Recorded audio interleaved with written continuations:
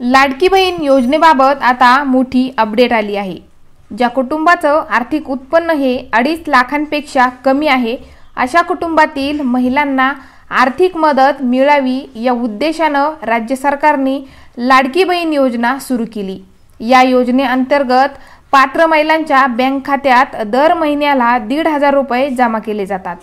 ही लाडकी बहीण योजना महत्त्वाकांक्षी योजना आहे आणि ही योजना त्यामुळे देखील कायमच चर्चेत राहिली आहे। लाडकी बहीण योजना चर्चेत राहण्यामागे अनेक कारणे आहेत। लाडकी बहीण योजना सुरू करताना सरकारने नियम व अटी घालून दिल्या होत्या, तरी देखील पात्र नसलेल्या महिलांनी देखील या योजनेचा लाभ घेतला। तब्बल 15 हप्ते या महिलांनी घेतले आहेत। आता अपात्र महिलांचे नाव वगळण्यात येत आहेत। अगदी सरकारी नोकरदार महिलांनी देखील या योजनेचा लाभ घेतला आणि याच गोष्टीची गंभीर दखल सरकारकडून घेतली जात आहे आणि अशा महिलांची नावे आता या योजनेतून वगळण्यात येत आहेत। मात्र दुसरीकडे विरोधकांची टीका काही थांबायचं नाव घेत नाही। ही योजना बंद होणार असे आरोप विरोधक करत आहेत।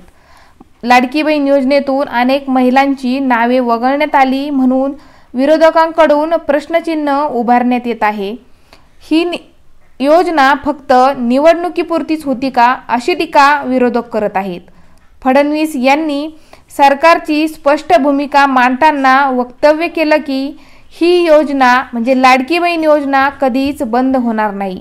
जोपर्यंत देवाभाऊ शिंदे साहेब आणि अजितदादा आहेत तोवर लाडकी बहीण योजना बंद होणार नाही।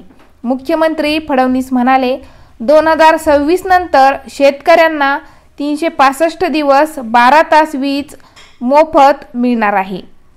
फडणवीस म्हणाले अपात्र महिलांना या योजनेतून वगळण्यासाठी आता ई-KYC ला सुरुवात झाली आहे।